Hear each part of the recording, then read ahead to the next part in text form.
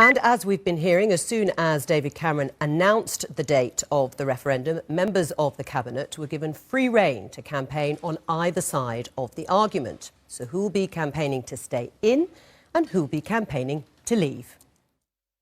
So the deal's been done. It's time for ministers to pick a side. No surprises that David Cameron, George Osborne and Philip Hammond will all campaign to stay in. And they'll be pleased that potential outers Theresa May, Liz Truss and Sajid Javid have also all opted for the Remain team. So what about their opposition? Chris Grayling, Priti Patel, John Whittingdale, Theresa Villiers and Ian Duncan-Smith will be campaigning to leave. And they will be cheered that Michael Gove, after much soul-searching, has also plucked for the Leave camp. However, there's one big name waiting on the sidelines. Boris Johnson. Pollsters claim his support could sway a lot of voters. Surely it can't be long to wait now. And the leader of the House of Commons, Chris Grayling, is with us now. Welcome. Hello there. Why don't you think the deal that the Prime Minister secured was enough? Well, the Prime Minister's made some progress in his discussions in Brussels. I think we all give him credit for that. But does this represent a transformation that would say to me we should stay within the European Union? No, it doesn't. I think our membership of the European Union holds us back. I think there are decisions that we should be taking in the interests of our country that we cannot take because of our membership of the EU, like the ability to decide how many people come and live and work here, like the ability to forge free trade deals around the world. And we are spending £350 million a week in subscriptions to the EU that could and should be spent on the National Health Service or bringing down our debts. Although some of that, of course, doesn't take into account the rebate that the UK gets. So in your mind, the Prime Minister has failed in his ambition to secure fundamental reform? I think what we've discovered, the Prime Minister's worked immensely hard at this. But he failed, in your mind. What he has brought back is a deal that he and others believe is sufficient for us to stay in the European Union. I don't. I think we should leave the European Union. That's going to be the essence of the debate for the next few months. What could he have secured to get your support? Well, I think there are key questions about our membership of the European Union, and you talked a moment ago about risk. You know, take the example of the ability to control our borders and particularly to set limits on the number of people who come and live and work here. All of the national statisticians are saying our population is on the way to rising to 75 or 80 million people. I don't think we can cope with that as a nation. I don't think we have the houses, I don't think we have the school places, I don't think we have the hospitals. And your government has failed to do anything about the net migration figures, hasn't it? Just letting that happen is a huge risk to us. And one of the reasons we can't do anything about it is because of the free movement rules in the European Union. All right, if we didn't have free movement of people, what level of migration would be acceptable to you? Well, we set a goal of bringing migration down to the tens of thousands. It's been in our last two manifestos. And what is it now? 330,000. You're saying that if the UK pulled out of the EU, you would, within a year, get levels of tens of thousands? Well, we would have the ability to set limits, to look at the reality of the migration pressures we face, look at where we do have skills needs. We could take decisions in the interests of Britain. At the moment, we cannot do that. Right. So there isn't anything that David Cameron could have secured to get your support, because you always wanted to come out of the EU? I've believed for a long time that it was very likely I would decide to come out of the EU. I've sat through European meetings for 5 years. I do not believe we are properly able to look after our national interest, to look after our businesses, to look after our citizens. I think too many decisions have been passed to Brussels. Michael Gove rightly yesterday talked about the number of changes that cross all of our desks as ministers that make a real difference to the people of this country. Give me one example that's come across your desk, or in your former job, came across your desk that you couldn't enact because of the EU.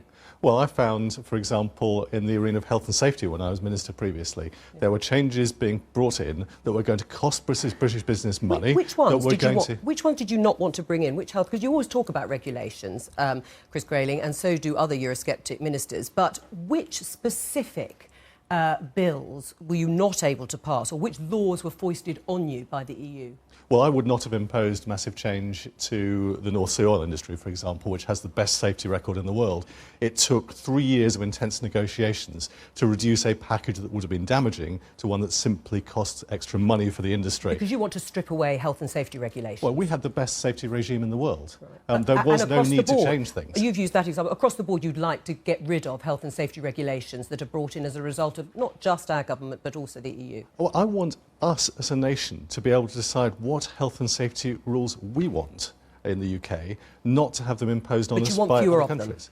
I want less regulation. I want the right regulation. I want proper safety in the workplace, but I don't want huge extra burdens put on business. What was the atmosphere like in the Cabinet yesterday? It was very cordial. It was a very, I think, constructive meeting. It was a very friendly meeting. The Prime Minister immediately accepted that we had different views around the table, but we all committed to working in the next few months for the cause that we believe in, on one side or the other, but in a constructive and friendly way. But you won't be able to do that because it'll be dominated by this issue, won't it? I mean, but we can have that debate in an amicable way. We don't have to attack each other personally. Really? But we don't have to insult each other. You only have to look at the headlines in the newspapers. It's already happening. You've already said that the Prime Minister is scaremongering, that there's going to be Project Fear, as have your colleagues. That isn't friendly and cordial. Well, I haven't actually said the Prime Minister's scaremongering. You have implied that those issues where he's saying actually, too risky to leave. The organisation I criticised this morning was EasyJet, who have been arguing that somehow cheap airfares would disappear from Europe. That's nonsense. We have cheap airlines all around the world, inside the EU, outside the EU.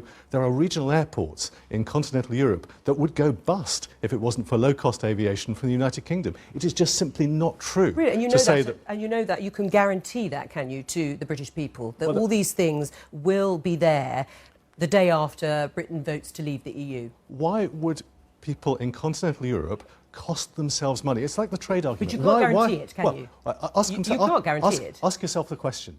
Do you think on the day after Britain leaves the European Union, the Germans will say, we are no longer going to sell BMWs to the British? It's not going to happen. It's all right, fantasy. well, let's talk about the trade deal. There will be a trade deal, you're absolutely right, for the reasons you've outlined. Countries will want to have and trade with the UK. The issue is, will it be the same deal? Will there be full access for the UK to the same markets for goods and for services? Are you saying that actually there will be this utopia where the same deal will be struck, we won't have to be part of freedom of movement rules, and we won't have to pay a penny towards the EU? Is that what you're saying to the British people? Well, we run a massive trade deficit with the European Union. We are their most important customer. That question, can you guarantee that we will have full access to trade and services in the way that exists now, without freedom of movement and without paying into a EU fund? We need to ask the question the other way around. Well, why would they take a risk with jobs in Germany and France and other European countries by not agreeing a proper, modern, free trade agreement in goods and services? They run a massive trade surplus with us. They sell far more to us than we sell to them. They lose out financially if those trading arrangements do not continue. Right. Why would they take that risk? I'm not saying that the trading arrangements wouldn't continue. They would continue. I'm talking about the terms. Everyone says we don't know what out would look like. And what I'm trying to get from you is, how long would it take? Would it take a year, 2 years or 7 years like Canada? And would it be on the same terms that we have now? Well, why would it not be on a free trade basis? Because it costs them money if it's not. It's not us that loses financially if we don't have a free trade agreement. It's Germany and France and other European countries. And that's why, of course, there will be a free trade agreement that allows all our businesses to trade freely to and from continental All our Europe. businesses. And how long do you think that would take?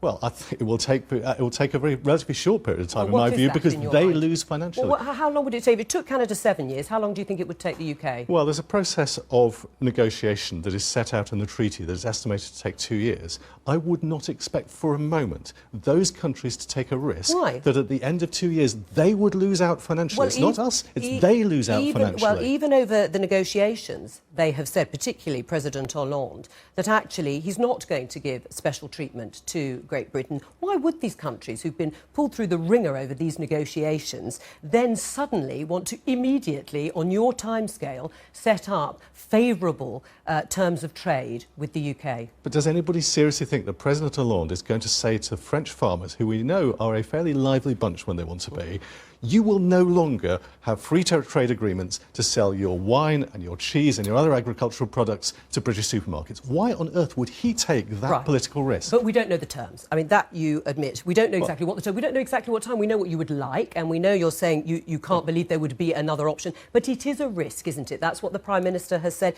It's a risk, and he's right. It is a risk for the French not to have a free trade agreement with us, because otherwise their businesses lose out. Sajid Javid doesn't agree with you, and he is the business secretary. Is he wrong when he says that actually my head says it's just too risky now for business? Well, I think the risk is on the other side. Is Sajid Javid wrong to say the risk is too great now? I have a different view to Sajid. because we run a huge trade deficit with continental Europe. They are the ones who lose if we do not have a free trade agreement with them. You've said that, but he is, you know, contradicting you, or you are contradicting him. He is the business secretary. What do you know that he doesn't? Well, we have different views around the cabinet table. And we set those out yesterday. Some of us are in, some of us are out, and we will have that debate, that argument over the next few months. But we will do it in a constructive way. Sajid is a very good business secretary. Sajid is also very clear in his article this morning that he's deeply unhappy about the European Union. We have fallen on different sides of the argument. He's campaigning to remain. He's being loyal to the Prime Minister. Well, we have taken different views in this. We're both loyal to the Prime Minister as Prime Minister. Well, you're not loyal to the Prime Minister on this issue, are you? The Prime Minister has been very clear in saying that government ministers are free to take different sides in this argument. And I really respect him for that. It's a bold decision, it's a brave decision, it's the right decision, and I'm glad he's done it. If you lose the argument, the referendum, are you worried about your job? I think that's irrelevant. This is about principle. It's only going to happen on June the 23rd. But one could easily see a situation where David Cameron, who feels very strongly about this, will say to you and your colleagues who are campaigning out, that's it, it's over. David Cameron will decide the construct of his government in the future in his own way and for what he believes is right. This is a matter of principle for me. It's not about my career, it's not about my job, it's because I believe it's the right thing for the country. So you're prepared to lose your job over this, rightly or wrongly? Well, I think it's immaterial. I'm doing what I believe is the right thing for the country. What happens to me in ministerial terms, in job terms, is neither here nor there. I'm doing this because I believe it's the right thing for the country. And I also believe it's the low-risk option for the country. Is it the right thing for the country, for the government, a Conservative majority government for the first time in many years, fighting and split and divided over this issue? I think it is. People expect a mature democracy. They expect us as politicians to be grown up, to debate, to discuss. They don't expect us to agree all the time. We're not automatons. We're being very open and saying, we disagree on this. We're going to have a constructive debate over the next few months, but we're going to stay friends. We're going to stay respectful of the Prime Minister, and we're going to work together to make sure we carry on governing the country well. If you win, does the Prime Minister have to go? Absolutely not. Right. That would be absolutely the wrong thing to happen. So you trust him totally to renegotiate bilateral trade agreements with the EU as the Prime Minister who campaigned to stay in the EU? I trust him as the Prime Minister who was bold enough to give the country the choice. If the country decides to leave, then he will lead us out. If the country decides to stay, he will lead us in government onto 2020 and carrying on the programme that will make a difference to the country. He would really be your favoured person to lead those negotiations. You'd still trust him after all this? I would still trust him. Either way, in terms of your colleagues, do you think it would be possible for him to stay? Yeah, but absolutely. I mean, I think the last thing we need at the end of all of this, whether we vote to leave or whether we vote to stay, is a political bloodbath. You know, we've got a good team. That team needs to carry on and do what the country asks us to do. How big a boost would Boris Johnson be to your campaign? I think it would be great if he joined the Leave campaign. I hope he will. I know no more than anybody else does about what his intentions are, but I hope he will. And if you lose, is that it? Will this issue be settled? Well, the people will decide it, so I don't think we can return to it. You never know what's going to happen in a generation's time, but I don't think any of us are going to be arguing for another referendum next year and the year after and the year after that. Right, I mean, is that it, though, for a generation? I think the people of this country will have decided if we vote to stay in the European Union, we stay. If we vote to leave the European Union, we leave. Chris Grayling, thank you.